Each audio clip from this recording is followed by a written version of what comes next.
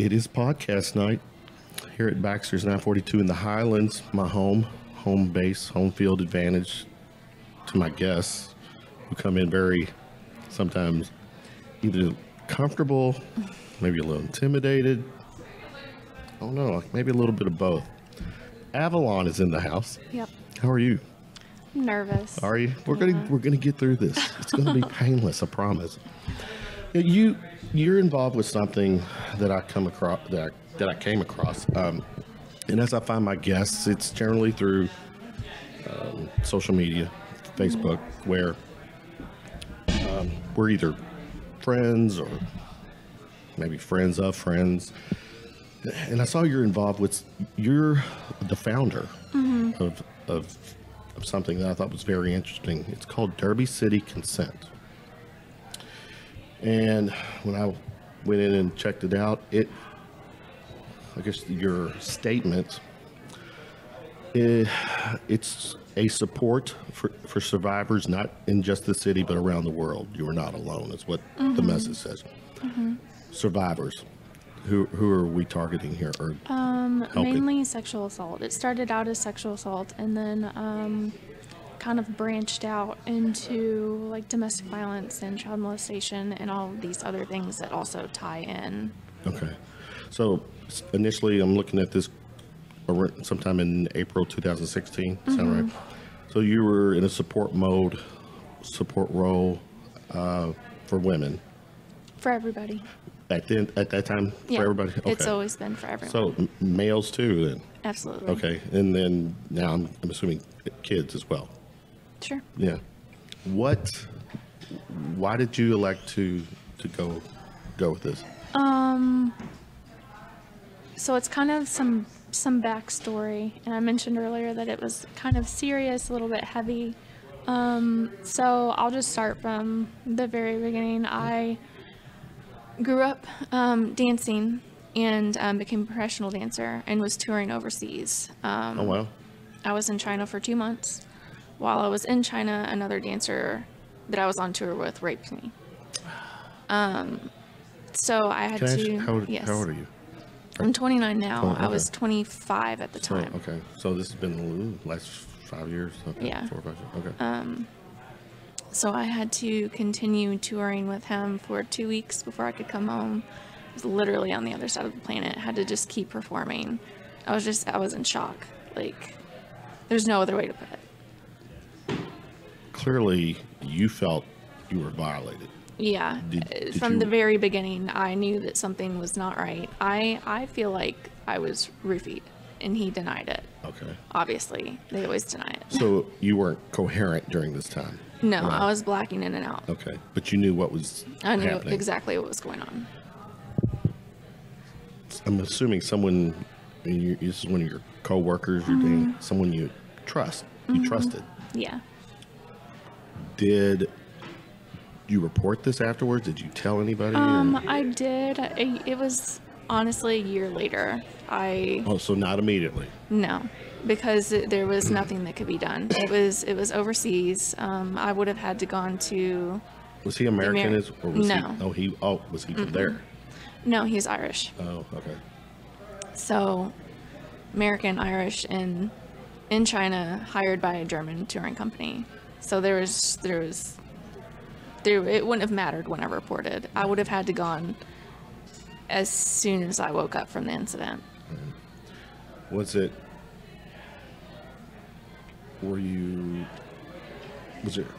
best way to, clearly you were emotionally, physically violated, but were you harmed in any way? I woke up bleeding. Yeah. Did you have anybody to talk to though there? I feel like I was or? in the state of denial as well as shock. Like I knew that it happened, but at that point I just wanted to get through it and go home. Did you feel like I guess, done something, gave the wrong message or to make it? No, he knew that I did not want to do that. Okay. Because I was telling him, I actually woke up at one point in the middle of it happening and I was crying and telling him stop. And he didn't. No.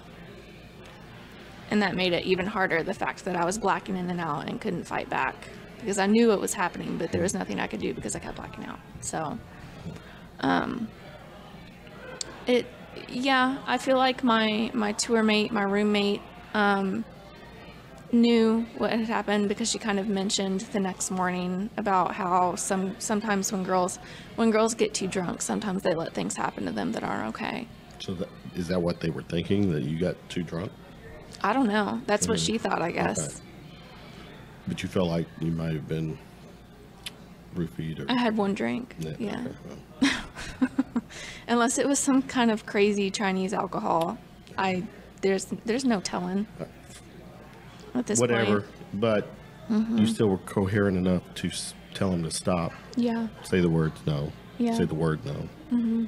And he didn't. But she actually let him. I had made it back to my room and thrown up, and she let this person come into our room and take me from my bed. It's not like he snuck me off. I was actually safe in my room with her, and she let him drag me out of the room. I remember that. I remember him pulling me up, and I couldn't even stand. I just crumbled, and he literally drugged me down the hallway.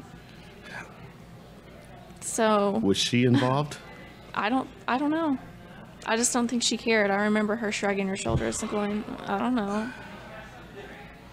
Was she someone you had met there when you know, because We met just touring. She was actually from New Zealand. Right. So we're from all over. Yeah, everyone's from all over. You're the only one. You had not known anybody prior to arriving Right. in China. Right. So clearly you felt alone. I mean, we had met to rehearse everything, to learn everything beforehand, maybe like 2 months before that. But other than that, like, Right, so we had known nobody. Okay, so you're there. How long had you been there before this happened? And We were interacted with him? We maybe? were there total 2 months, and it happened about 2 weeks before we went home. Okay, so into the second month. So you're dealing with the aftermath, with the shock, with Right. all this, the thoughts that are going on, and still seeing this person. Oh yeah, On a performing day-to-day- with performing, them, touring with them, traveling. Any conversations with him after that? I tried. You did? I tried to be like, hey, I don't know what happened the other night. And he was like, nothing happened. I was like, really? Because that's not how I remember it. Something's not right. And he just denied it. It's probably safe to say you've not had any contact with him since you. I wrote him maybe because he kept messaging me on Facebook asking me why I deleted him, and I ignored it. And Well, the obvious would have been, why the fuck do you think? obviously, I mean, it was very triggering to keep getting messages popping up from him, but I eventually blocked him, and later on, it was probably about the same time, it was the same time that I reported to the police. It was about a year later. And I'm assuming you reported it Here. Which it made no difference, but it was just in the back of my mind that I wanted to say that I had tried, that I did it. Now I'm curious, you reported here, even though it happened in another country. Yeah, I mean, can the police here even just take the, take your statement, take the... I don't even think they wrote anything down. I would have had to, if you are overseas and you're assaulted, you have to go to the American Embassy. Yeah, which that didn't happen. No. I didn't, half the time when we were there, I didn't even know what city we were in.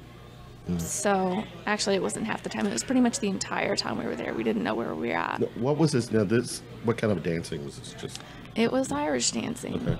And I guess you had been doing that. How did you get involved with all that? I started when I was about 7, and that's right when, like, the whole river dance craze started over in the States, because it started out in Ireland and it got really popular, and then it started traveling over here. And I started doing that.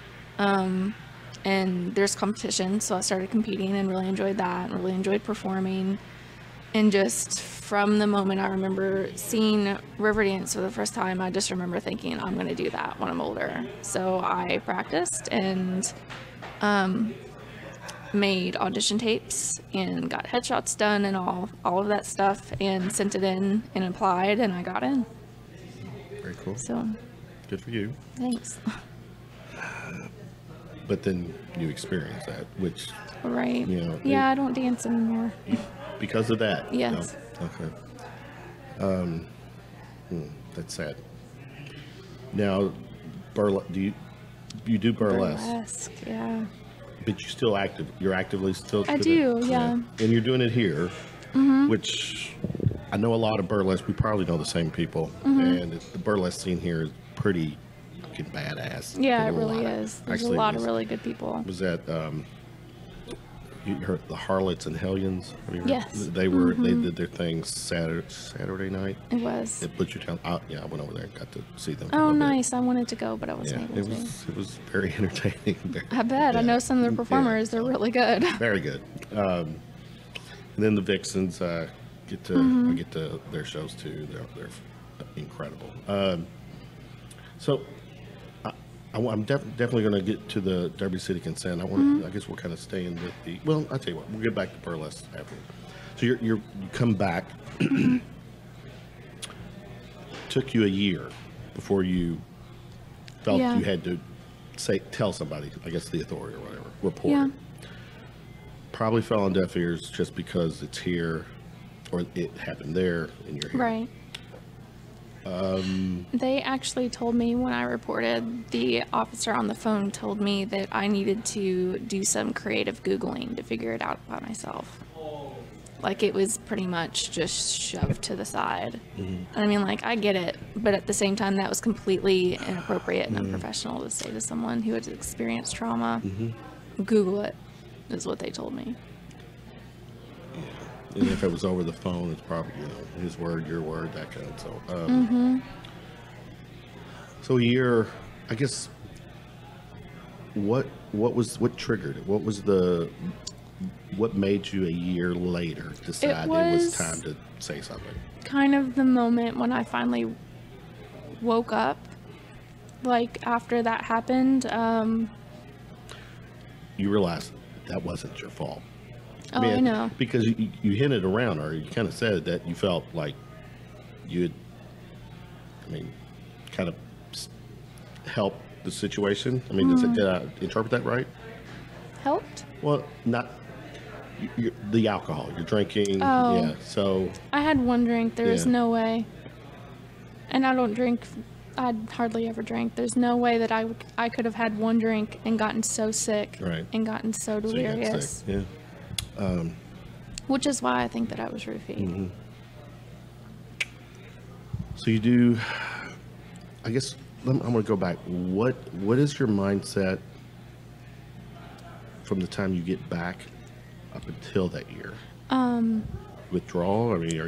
Yeah, exactly. Like I was saying, a year later is when I finally woke up, because after I had gotten home, I had just kind of like sunken into myself. Like, Did you share it with anybody? I was living with my mom at the time because I couldn't afford not to. While I was on tour, I couldn't afford a place by myself while I was overseas for so long. Because I had toured for 2 months before that also. So it was a total of 4 months that year. There was no way. I was in bed for 2 straight days, didn't eat. I think it was actually 3. Is this after you got back? Yeah. Okay, so all right. And she heard me crying in my room and came in and asked me what was wrong. And I was just like, something happened and I don't understand, like, why or what. Like, I don't really understand what happened to me. So I very first told my mom, and she was very supportive, still is very supportive, and told a few friends. But other than that, I just kept to myself. I would work, and I would work really early in the morning, and I would come home and I would lay in bed and usually sleep as a cope. That was my main thing. So I pretty much slept for a year. Not Over nothing- a year. No socializing or getting No. out? At this time, were you doing any dancing still, or? I tried. I actually had started teaching beginner ballroom dance just to try to keep dancing, to Right. get into something to occupy myself. But that was also, it was not a healthy situation either. It was just very odd. Okay. So a year later, I guess, as you kind of said, you just kind of woke up and realized. Yeah, You gotta- I was in bed and I remember scrolling through Instagram and I came across this activist page from California and Well, hold that thought. I'm curious. Not up until then, you had not reached out to any support groups or anybody here, any professionals, any. one of my best friends found a therapist for me and I went Okay. to therapy for about 4 months. So within that first year. Yeah. Okay. How did it help, or? I guess at the time it did, but I only went for 4 months, so I guess it helped at the time in that that I 4 needed months, it. you had you had someone to talk to. I'm professional, yeah. Yeah. Not just talk to, someone who would listen to you and talk back to you, or give you.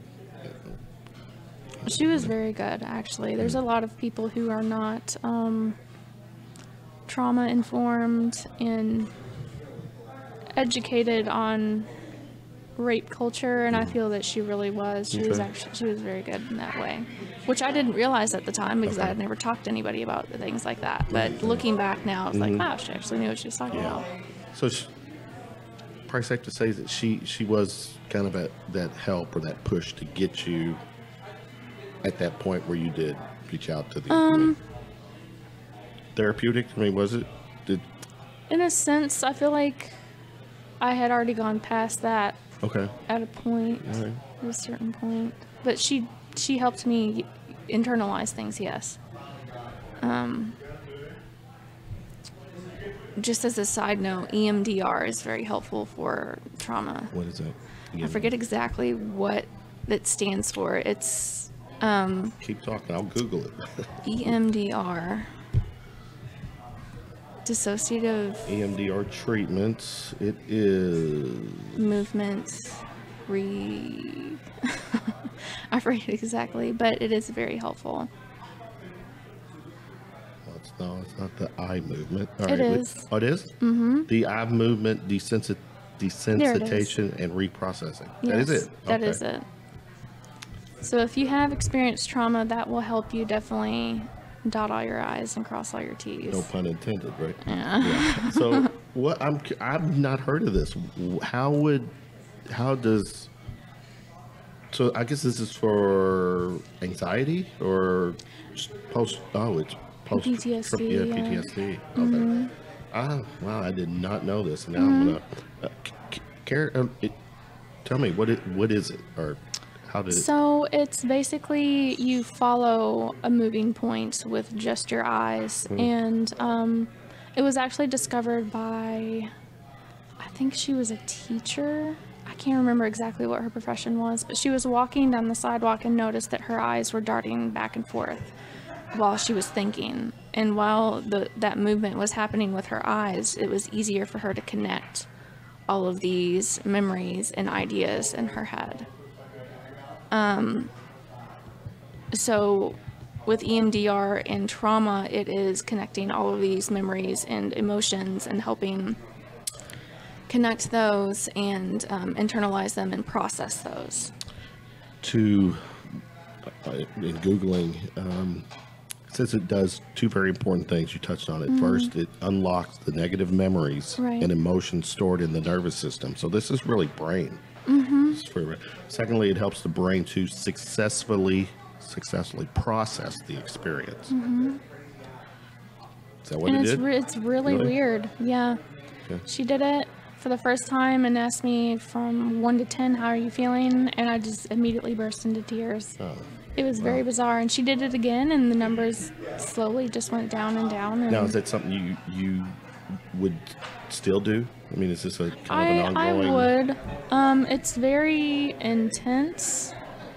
So it is pretty difficult the first time that you do it, but I have not done it in a very long time, obviously. I was 25 at the time, and 29 now, but I would definitely do it again. So PS, post-traumatic stress, anxiety, depression, panic disorder, phobias.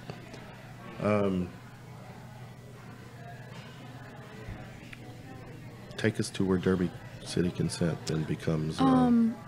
So that still ties in. So I was on Instagram, found this activist, actually reached out to her, and she wrote back, and it kind of helped me through. She was also a survivor, and kind of that was the first time I'd ever spoken to another survivor about what happened. And it also happened to be April, which is Sexual Assault Awareness Month. So this was around, I think it was the first week of April, and that's pretty much what did it. I saw like how what she was doing was helping other people, and I was like, I want to do that here. So I wanted to plan. I thought, well, October is Breast Cancer Awareness Month, and they have walks and races and stuff like that. So why don't we do that for sexual assault? Have a walk as awareness. Now, is there really many support groups in town? There are quite a few. If you search for them, there are. And there's more and more, I feel like, popping up every year. But I planned this walk in 2 weeks, and I didn't know anybody. I didn't have any connections at the time. And I actually got the activists from California to come and host the walk. So that was pretty cool. Yeah. Very cool. How many people were involved, do you know? There wasn't a whole lot of, maybe 20 well, you people. said it was about a 2-week window. 2 weeks. Yeah, so I didn't know anybody in town. But it was neat seeing that there were actually people who showed up that I didn't know. That's 20 people that you know that you helped. Yeah. So. So the next year I did it again, and so this was had some was speakers. this what year was this? So that was actually 2016. Okay. So at first when I created the walk, there was no Derby City Consent. But after the walk was over and I saw how many people connected and the response that it got, I thought, I was like, this needs to happen all year round. There needs to be support all year round. It's not enough to just do a walk once a year. So then I thought I need to call it something. So after the walk is really when Derby City Consent was born. And again, 2016. So I did it again for the second year. I had a bunch of speakers from around town. I had met a lot of people at that point. The third year, we actually were a part of Passion Meets Fashion with Saving Sunny and Blowfish Clothing. Now you're involved with Blowfish. Yeah, I work there now.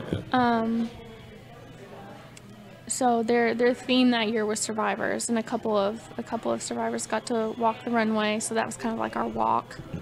But this year it's coming up soon. It's April 6th on the Big 4 Bridge at 3 o'clock. It's going to be the 4th year. I'm on the Derby City Consent Facebook page in the events tab. Yeah, I see things that have happened in the past. Your awareness walk. Last one was April of 2018. So you got this next one's coming up. What day is that? You said April what? April 6th. 6th. Yes. Okay, on a Saturday. All right. Is that is that on the Big 4 Bridge? Big 4 Bridge. Yeah. Okay. What's been right now? You're 3 solid years into this. What's the response now? To be honest, I kind of fell off the horse for a little while. I lost my grandmother the year before last. Sorry. Thank you. And that I was really close to her, and that shook me. At the same time, she never knew what happened to me. I never told her. But at the same time, it was like that support system that she was my best friend. Like, losing that really shook me hard, and it was just difficult. So I had stopped. We also had, to back up, we had support meetings every month. Or I guess not really support meetings. We would just meet up every month to learn different things, do different stuff together. Like, we did dance classes, we've done baking classes, just stuff like that, fun stuff. And I had stopped doing that since she passed, and I recently, like literally last month, just restarted that. I see at the coffee company. Yeah. So when you get together, like at just the February 16th, well, give me what goes on. It's mainly that one, since it had been so long since we had seen each other. That was just kind of like, sit down, grab a drink, get comfortable. Like, how have you all been? Where is everybody at this point? Like, are you guys okay? Is there anything you want to talk about? Just kind of like a meet up, catch up type thing. Right. But I mean, it's different every time. Sometimes, like for the dance class, we didn't really talk to each other a whole lot for that, because there's a class going on. Right. But at the same time, though, it's nice, because for the meetings, it's not I don't call it support, because we don't sit around and talk about, hey, this happened to me and this horrible thing happened to me. It's just the solidarity environment where you are surrounded by people who have been through the same things as you. And it's just comforting in that sense, where you were literally, that's why I say you were not alone. That was the main thing that bothered me, is that I didn't know anybody who had experienced that, because it was so taboo. But just the sense that I'm really not by myself, because she's sitting next to me and he's sitting across from me and she's sitting next to him, and I know that we've all experienced this. And we don't have to talk about it, because we know it sucks. So in this support group, there's males. Oh, yeah. Okay. Curious, what's their experience? What is The same. really? Yeah, rape, molestation, abuse. Okay. Yeah, absolutely.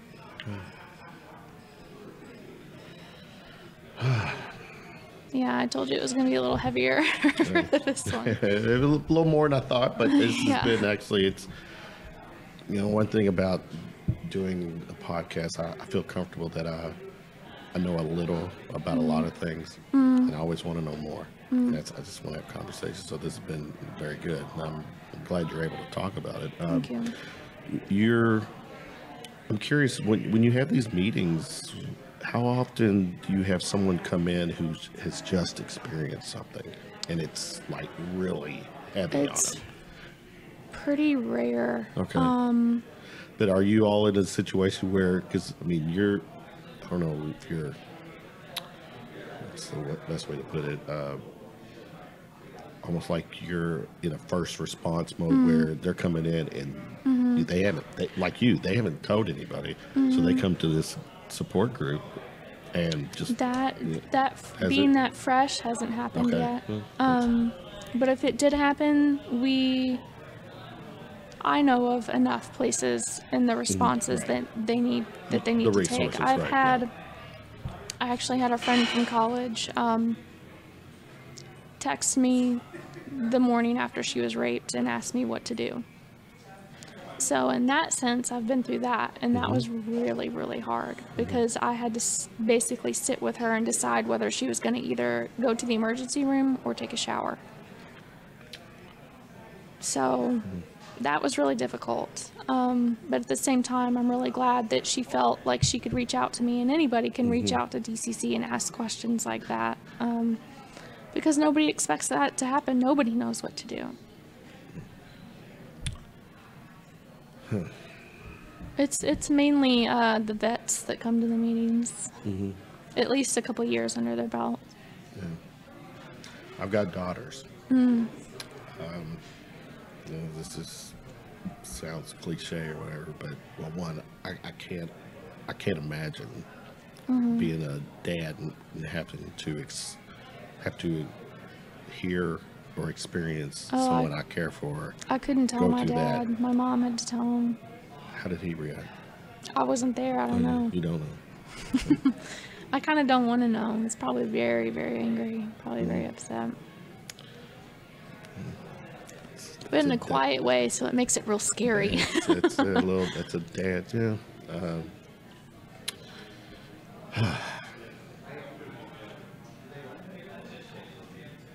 How are you feeling now?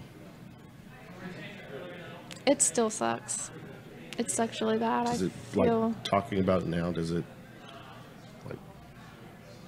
Are you okay to talk about it? Talking about it, I'm okay to talk Okay. about it. I feel like I've spoken about it enough where it doesn't take a toll on me. It's just what's the saying? An untold story never heals. Is a quote that I've heard. I've heard that. But at the same time, if you're not ready to tell your story, if you're never ready to tell your story, it's your story. You can do whatever you want with it. Absolutely. You own it. You don't have to talk about it ever. Well, this is a podcast that's being recorded, and it will get shared. So, maybe there's this is just a way that you're continuing your, in support mode for someone else. So, and I hope, I actually hope that's never the case, but. Right. Right. All right, let's talk burlesque. Okay. Burlesque is, it's a... It's a little bit different than Irish dancing. Yeah, a little bit different, a little bit. It's risque. Oh, yes. Sexy. It's fun. Very entertaining. A little bit of an exhibitionist. Are you comfortable with all that? Has doing the burlesque thing, coming, It's definitely helped. It has provided a space where I can still dance. I can still perform because that's what I love to do is perform. But it's in this empowering sense at this point. It's extremely empowering for me to do. Right. Because the truth is, you burlesque dancers, you get up there, you all are badass. I mean, you all are controlling that moment.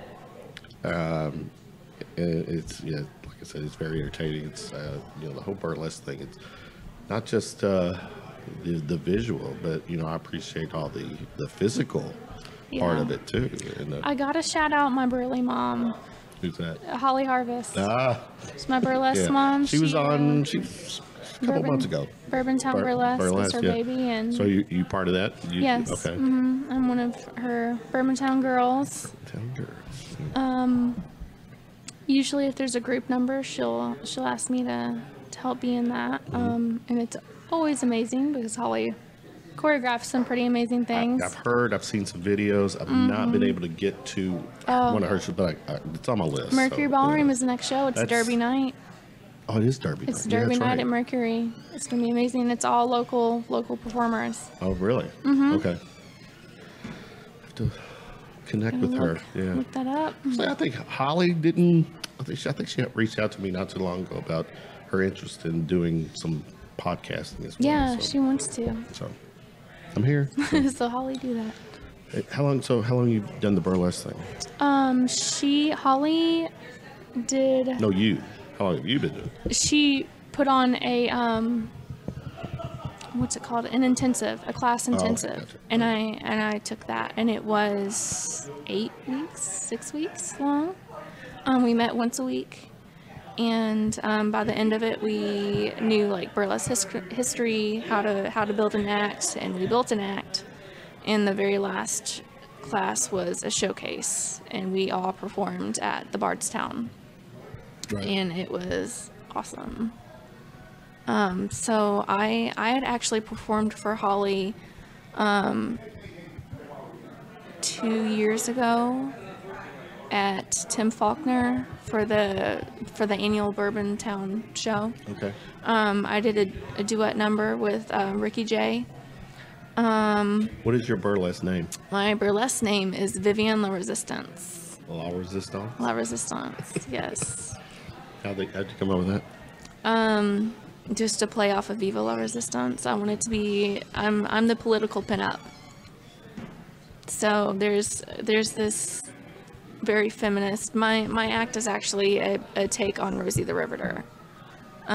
So this very empowering, very feminist take on my act. So, and I completely wanted to own it, femme-wise, for my first act. I think I covered it. Yeah. Is there videos? I think there are. I know there's pictures. There's definitely pictures. Yeah, I've seen there's lots of pictures. You wear it well, so thanks.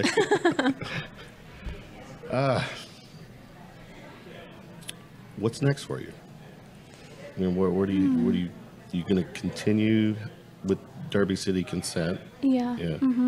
I should. Do you have someone else involved with you there, or is it just you? We running? just formed a board. Oh, okay. Our second board, actually. The first one dissolved after my grandmother passed because I wasn't doing anything with DCC. So we just reformed a second board, and hopefully by the end of this month, we'll have an official nonprofit status. Hopefully. But that's the next step for DCC. Okay. Good luck with that. Thank you. Yeah, it's a lot of paperwork. Are you a little more relaxed since 30 some minutes ago? It's that anxiety, yes. Yeah. All right. What I do in winding down a podcast is I've got some little quirky questions that I call round of shots. It's some quick Q&A. It's fun. You like? Right. First concert you attended? The very first concert I attended was...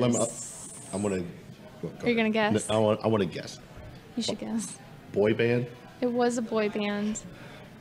It's NSYNC or Backstreet Boys? It was NSYNC. And the funny thing about that is that I didn't even like NSYNC. It was one of my friends. She was basically like my cousin, had tickets, and she wanted me to come with her. So I was like, I'll go. Did you do the... I didn't, because I actually didn't really care for them. Ba, ba, ba. Right. Just saw it. Boy band, yeah. It was the right time. It was the right time. If you were stuck in an elevator with a celebrity, who would it be? Can they be dead? Dead alive? Dead or alive. Good. Absolutely, 100% Audrey Hepburn. My idol. Some old school, yes. Classy old school. Classy, absolutely. You know what I've sensed? Is it fair to say you've got an old soul? I would say that, yeah. Not a bad thing. Thanks. Still a kid, though. What comic book or cartoon character do you most resemble? Oh, gosh. I most resemble? I would probably say Bubbles from Powerpuff Girls. Keep forgetting your age. Bubbles from Powerpuff. Bubbles, okay. Yes. Are you a pizza fan? Absolutely. What's the perfect pizza topping? Pineapple. You can knock it, but it's pineapple all the way. Just pineapple? Like what else besides pineapple? You can go with Hawaiian. Hawaiian's a safe bet. No? It's not mine. It's your pizza, not mine. So, is it better to beg for forgiveness or ask for permission? Oh, absolutely to ask for permission. That goes with consent all the way. Yeah, that's a good point. What's a guilty pleasure? Besides napping, I love dogs. Do you? I'm a Yes, dog. absolutely have love dogs? dogs. I do have a dog. Yeah. What you got? I have a 6-year-old German Shepherd named Max. I named him after my grandmother. Her name is Maxine. Oh, So that's my best boy. oh. How many scars?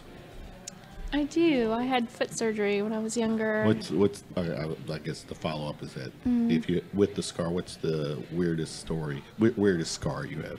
The weirdest scar. Yeah, but I guess Besides having like piercings that you purposely like scar yourself. your scars. I mean, you define what's weird. What would be a weird scar to you that you have? The weirdest one again is probably my foot surgery one. What happened? Why the foot surgery? It was my tendons got all jacked up when I was young from dancing.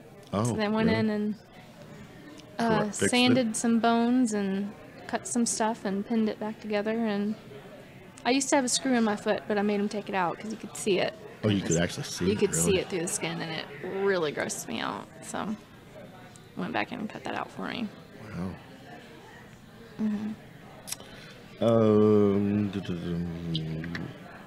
A superpower. If you had one, what would it be? Gosh. Time travel. Nice segue. Nice segue, because yeah? the last question I asked, this is actually one of my favorite questions. It might be my favorite. Last question. If you had access to, in this case, a little different, but if you had access to a time machine, I've got a time machine. Okay. My budget is to only go in the past, but you're going to observe. You're not going to change the future. If you could go anywhere in the past, where would you go? Either the day my grandparents met or the day my parents met. I think would be very interesting to see how they interacted. Family's important, though.